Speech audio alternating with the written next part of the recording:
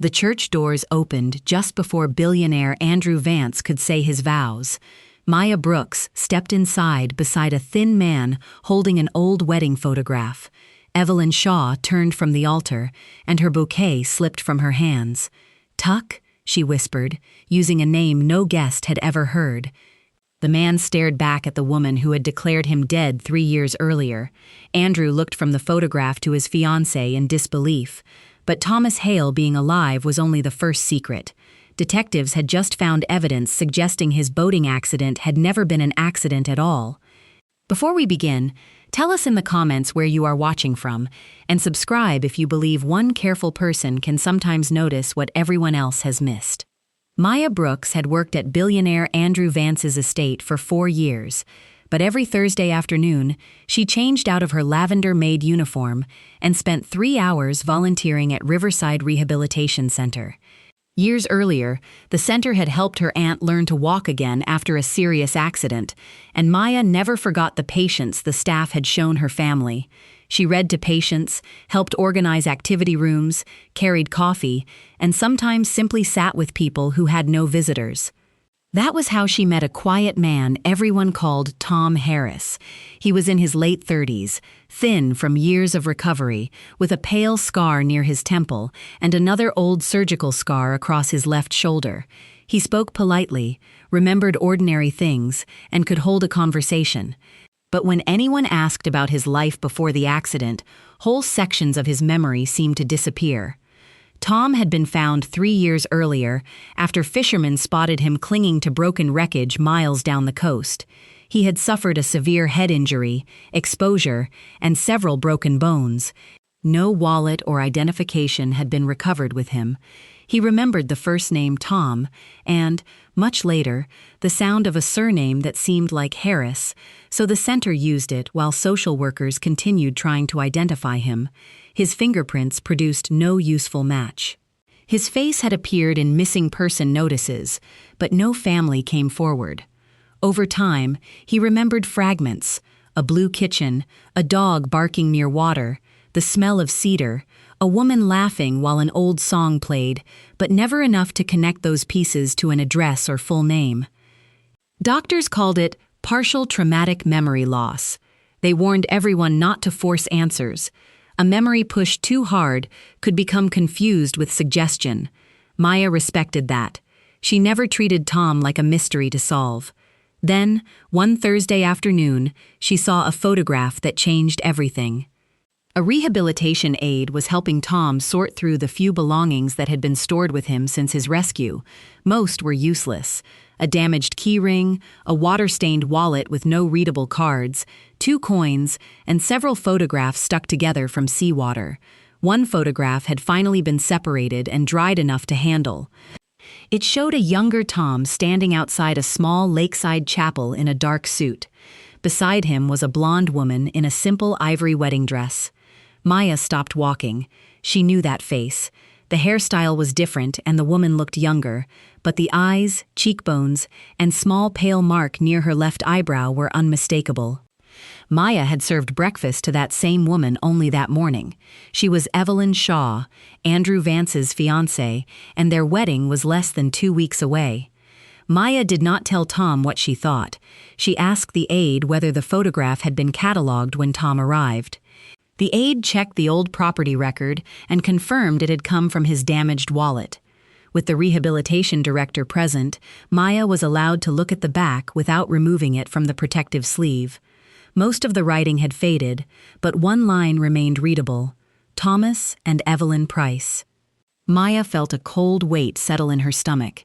Evelyn had told Andrew and everyone at the estate that her first husband had died in a boating accident 3 years earlier.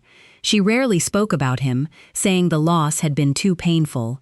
Andrew had never questioned the story. Why would he? There had been official records, sympathy from friends, and a legal declaration of death. Yet a man who looked exactly like the husband in Evelyn's wedding photograph was sitting 20 feet away, alive. That evening, Maya asked Andrew if she could speak with him privately. She chose the library because Evelyn was out meeting the wedding planner. Andrew listened without interrupting as Maya explained where she volunteered, how long Tom had been at the center, and what she had seen.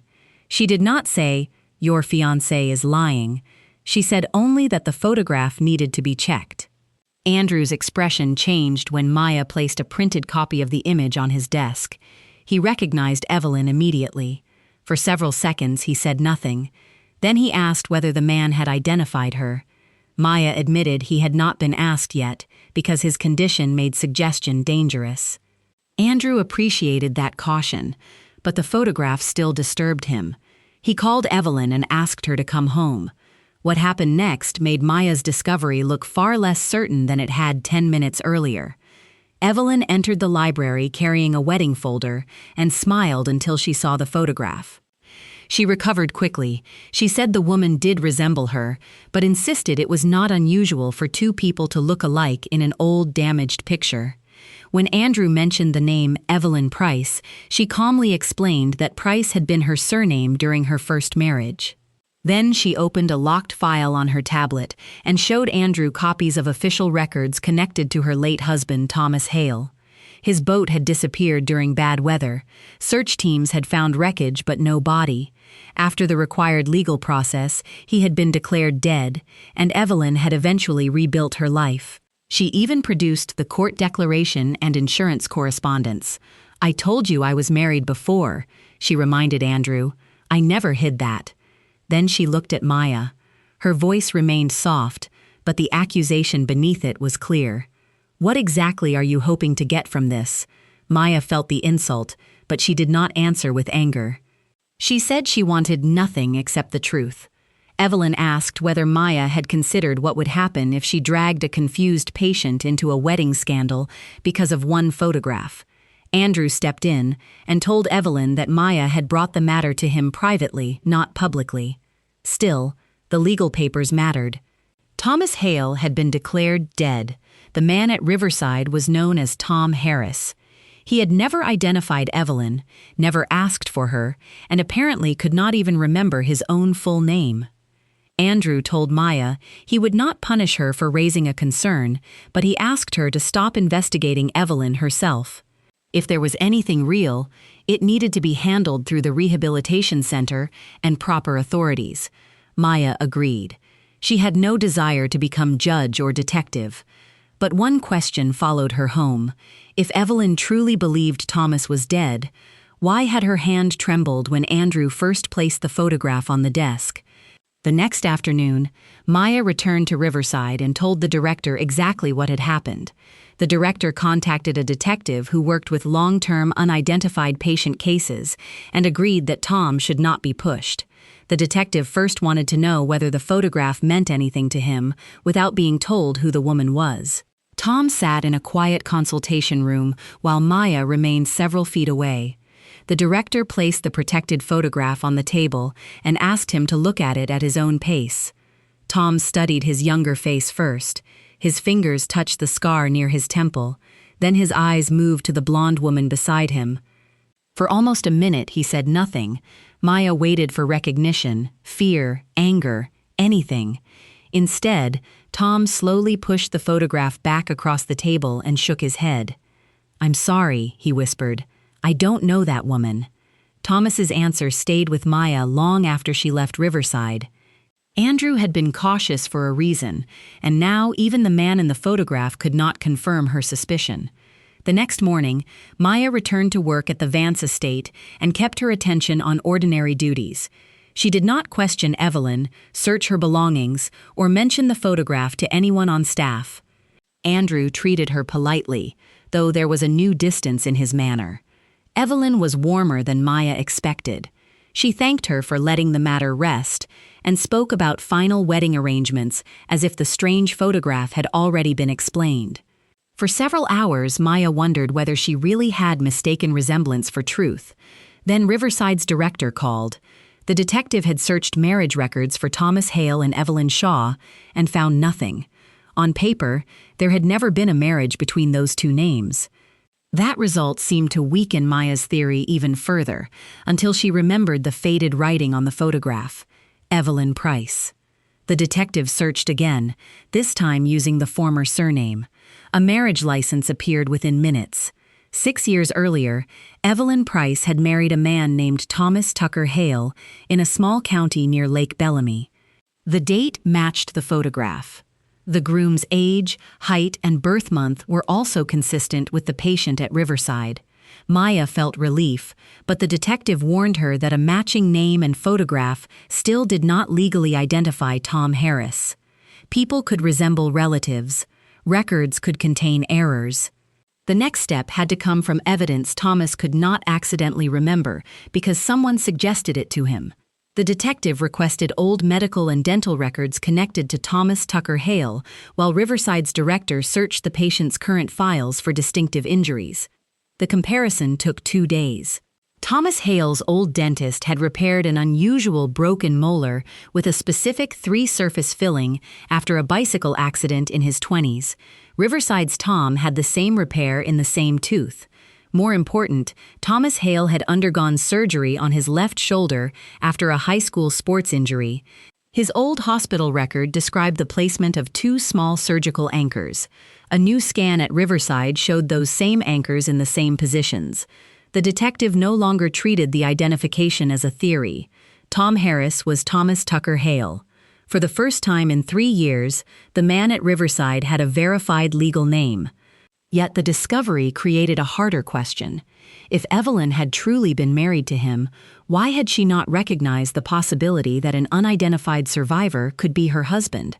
Andrew received the news in his study with Evelyn sitting beside him. The detective explained that Thomas had been formally identified through medical and dental evidence, not memory. Andrew looked sick. Evelyn did not deny the marriage now. Instead, she said she had never denied being married to Thomas Hale. She had denied that the man Maya found could be him. She reminded everyone that search crews had recovered wreckage from Thomas's boat after a storm and that authorities had eventually declared him dead. She said she spent months waiting for news before accepting what officials told her. Andrew asked why she had changed from Price to Shaw afterward. Evelyn answered that Shaw was her mother's surname and that she wanted distance from a painful chapter of her life. The explanation was possible, it was even understandable, but the detective had already noticed something else in the records. Thomas's legal declaration of death had allowed Evelyn to collect a large life insurance policy. There was nothing automatically criminal about that. Spouses collected legitimate insurance after legal death declarations every year. The unusual part was the timing.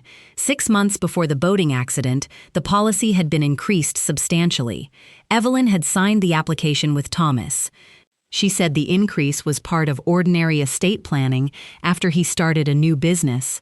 The detective made no accusation. Instead, he asked whether she remembered any reason Thomas might have left voluntarily. Evelyn became offended and said her husband loved her and would never disappear. Andrew listened silently. Maya noticed that his doubt had shifted. He was no longer deciding whether Maya had mistaken a stranger for Evelyn's husband. That question was settled. Now he was trying to understand how the man everyone believed dead had spent 3 years alive without Evelyn ever finding him. At Riverside, Thomas struggled with the news of his identity. He read his own marriage certificate twice and stared at the signature as if another man had written it. The staff did not force Evelyn's photograph on him again. Instead, they began working from neutral pieces of his old life. Maps, photographs of Lake Bellamy, his former street, familiar foods, and music from the years before his injury. Some things meant nothing. Others caused brief reactions he could not explain. During a group music session, an old love song began playing through a speaker. Thomas stopped in the middle of arranging cards on a table. His breathing changed. He whispered that he knew the melody. Then came a flash of memory. A small chapel, rain against windows, Evelyn laughing as they missed a dance step. He put one hand against his left shoulder and said, "She used to touch the scar here." After a long silence, he added one more word, Tuck. The nickname was important because no one at Riverside had used it. The marriage record showed his middle name was Tucker, but the staff had not discussed that detail with him before the memory returned. The detective still refused to treat the moment as proof of a crime. Memories after head trauma could be incomplete or mixed, and Thomas's welfare came first. But Tuck gave investigators a private detail they could compare with old family records. Thomas's sister, who had moved overseas years before the accident and had never seen the unidentified patient notices, confirmed that Evelyn often called him Tuck when they were alone. She also supplied old photographs showing the shoulder scar and described the wedding song Thomas had just recognized. If you believe people should never be ignored because they are poor, sick, elderly, or simply easier to overlook, write "never judge" in the comments. Maya had started with one forgotten photograph, but the case was no longer resting on her memory. Then the detective reopened the original boating file. The accident had happened during bad weather on Lake Bellamy, but the damaged boat had been found farther downstream after water carried it from the main channel. Investigators at the time believed Thomas had fallen overboard and drowned. A later inspection report mentioned damage to the fuel system and steering linkage, both blamed on impact and storm conditions. The detective sent the old photographs and repair notes to a marine mechanic who had not worked the original case. His first response was cautious. His second was not. Some of the damage appeared to have happened before the boat struck anything. Bank records then showed a cash withdrawal from Evelyn's private account 2 days before the accident, followed by a payment connected to a small marina where Thomas kept the boat. The detective called Maya that evening and told her not to speak to Evelyn. "We may not be looking at a widow who failed to find her husband," he said. "We may be looking at the reason he disappeared in the first place." The boating case changed direction the moment the marine specialist reviewed the old photographs. He could not prove sabotage from pictures alone, but he pointed to marks around the steering linkage that did not match ordinary storm damage. The fuel connection also appeared to have been loosened before the boat struck anything. Detective Aaron Blake returned to Lake Bellamy and found the marina where Thomas had kept the boat. Most employees had changed, but an older mechanic named Ray Mercer still worked nearby. At first, Ray remembered little. Then Aaron showed him a payment record connected to Evelyn's account. Ray's face changed. 3 years earlier, a blonde woman had paid him cash to make what she called a harmless adjustment before Thomas took the boat out. She said she wanted the engine to fail close to shore so she could frighten her husband into taking financial problems seriously. Ray insisted he never intended anyone to be hurt. But when Aaron asked exactly what he had altered, the answer was serious enough to bring investigators back the next morning. Ray admitted he had loosened part of the fuel connection and interfered with a steering component. He claimed Evelyn told him Thomas would discover the problem within minutes and return to the marina. Instead, Thomas left during worsening weather and traveled farther than expected before the system failed. Ray had panicked after hearing about the missing boat and said nothing when authorities called it a storm accident. Aaron requested access to old phone backups and financial records. While that process moved forward, investigators warned Maya and Andrew not to confront Evelyn. The wedding was now only 2 days away, and Evelyn had already booked a private flight overseas for the honeymoon. If she realized the boating case had reopened, she could destroy records or leave before officers had enough to hold her. Andrew was furious at the idea of pretending everything was normal, but Aaron made one point clear. The goal was not to create a dramatic church scene. The goal was to protect Thomas and preserve evidence. Andrew visited Riverside that evening without Evelyn.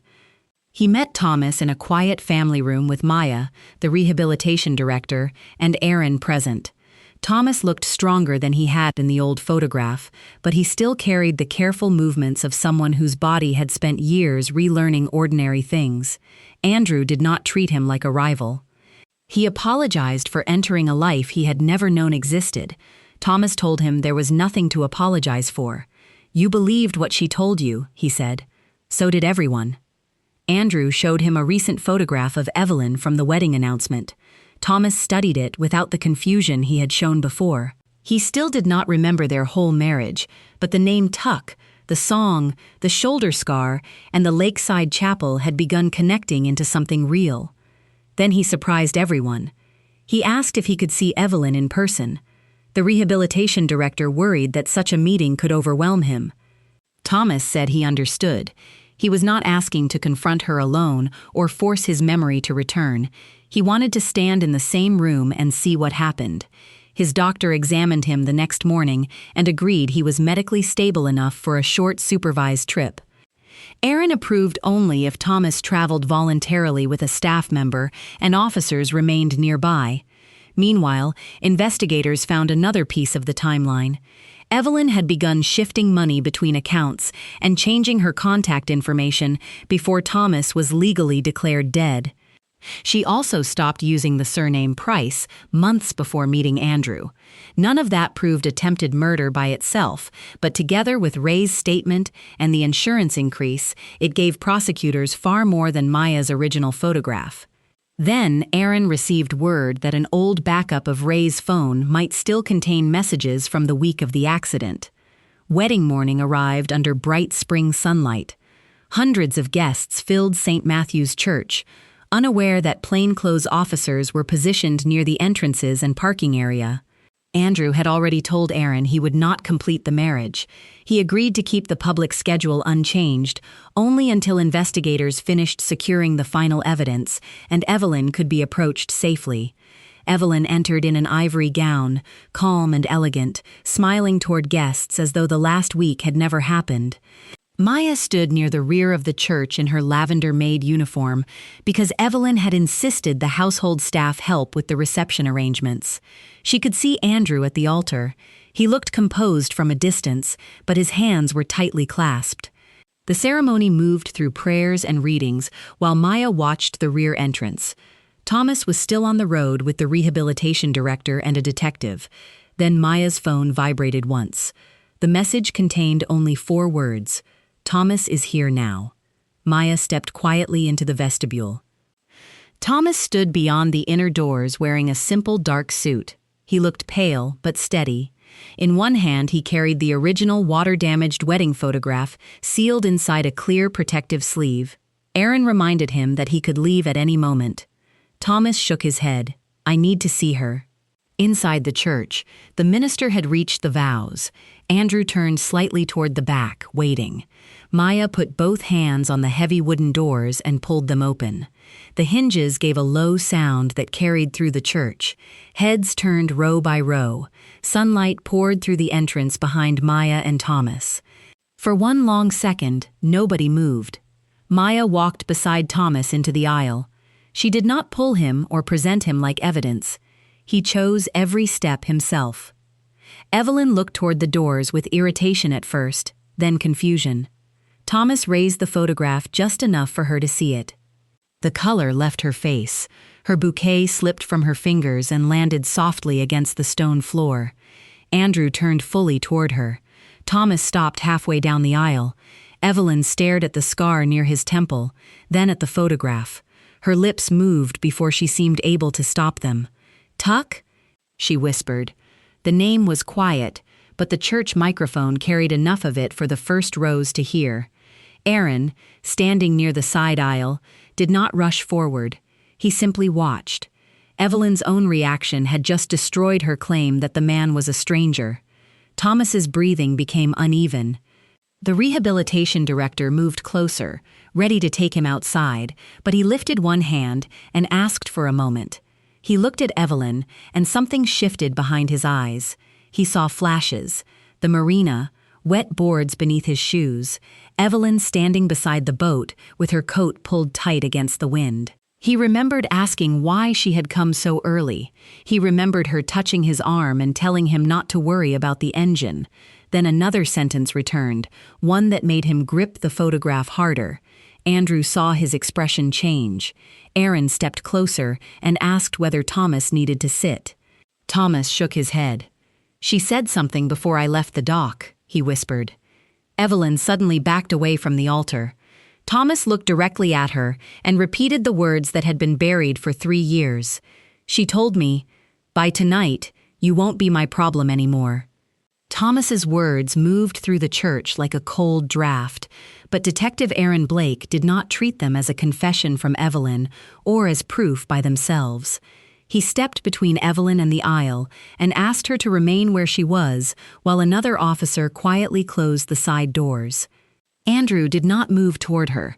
He simply stared at the woman he had been minutes away from marrying. Evelyn recovered quickly and said Thomas was confused, that Maya had filled his damaged memory with ideas, and that everyone was turning a medical patient into entertainment. Aaron reminded her that Thomas had been identified through dental records, surgical records, and the original marriage license long before he entered the church. Evelyn's face tightened. She demanded an attorney. Aaron respected that immediately. Officers escorted her to a private room beside the church, rather than questioning her in front of the guests. But the wedding was over, and something far more important was happening outside. Investigators had finally received the old phone backup from marina mechanic Ray Mercer. The recovered messages did not contain one perfect sentence saying Evelyn wanted Thomas dead. Real evidence was rarely that simple. Instead, there was a series of exchanges between Ray and a number registered to Evelyn 3 years earlier. She had asked how long a loosened fuel connection might hold before it failed. She had asked whether damaged steering could still look like storm impact afterward. In another message, Ray warned her that bad weather made the plan dangerous and said he wanted no part of anything that could hurt Thomas. Evelyn replied that Thomas would be close enough to shore and that she only needed him out of the way long enough. The most serious message came the morning of the accident. Ray wrote that Thomas had left later than expected and the storm was getting worse. Evelyn answered only, "Do not call him." Aaron read the messages twice before contacting the prosecutor. Thomas's recovered memory was no longer standing alone. It matched a trail created before he ever lost his memory. By late afternoon, investigators had enough probable cause for an arrest warrant connected to the sabotage and the insurance claim. Evelyn was taken into custody away from the church entrance, where most guests had already been asked to leave. She did not scream or fight. She walked out with the same controlled posture she had carried into the ceremony, but her confidence was gone. The investigation then moved to money. Records showed that 6 months before the boating accident, Thomas's life insurance coverage had been increased substantially. Evelyn had told Andrew it was ordinary estate planning, but detectives found that Thomas's signature on one supporting document was questionable. A handwriting expert later determined that at least one form had likely been signed by someone else. Investigators also found that Evelyn began moving money into an account under her mother's surname before Thomas was legally declared dead. She had not simply accepted a tragedy after authorities gave up hope. She had been preparing for a new life while the search for her husband was still active. Ray Mercer eventually admitted more than he had during his first interview. He said Evelyn had approached him because he had done small unauthorized repairs for boat owners who wanted to avoid marina fees. At first, she asked him to create a problem that would force Thomas back to shore. Then her questions became more disturbing. She wanted to know which failures would leave the least obvious evidence. Ray said he became frightened and tried to back out, but Evelyn offered more money. He still went through with part of the sabotage, telling himself Thomas would notice the problem early.